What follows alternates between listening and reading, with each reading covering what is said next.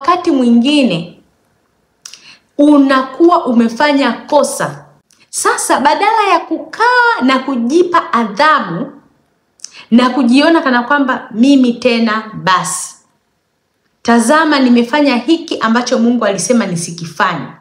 Wewe kama mama ndani ya familia, umefanya matendo ambayo unajua kabisa haya matendo niliyoyafanya yanafanya mume wangu tusiwe pamoja, tusiwe na umoja. Simheshimu mume wangu, sijawatunza watoto wangu, sijaitunza familia yangu.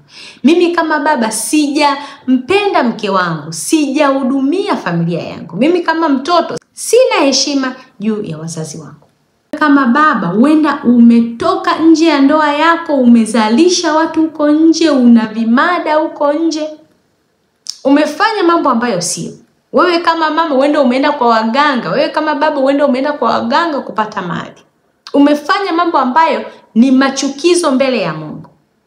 Lakini moyoni mwako unatamani uanze safari ya mabadiliko.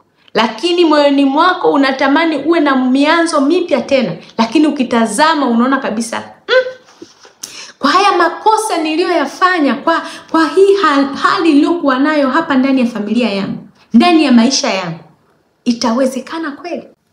Kama mama ambaye ni msingi ndani ya familia, kama baba ambaye ni kiongozi ndani ya familia, watoto, lazima unapotaka kuanza kufanya mabadiliko, lazima shetani atasimama na kukuonyesha kwamba wewe huwezi chochote, kwa sababu una makosa mengi, umeshaanguka mara nyingi, una makosa ambayo hata ukitaka kuanza hutaweza, utaanguka tena. Hiyo ni tabia ya mwovu shetani.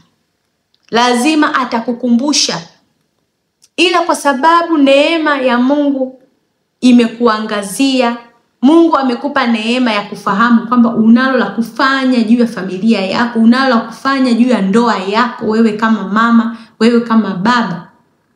Basi ni vyema sana utambue ni wapi unatakiwa uende, ili ile hali yako ya majonzi, ile hali yako ya kujuta, ile hali yako ya kuona kana kwamba mimi sifai ipate kuondolewa, uweze kuanza upya, uweze kuanza kujenga misingi imara katika familia yako.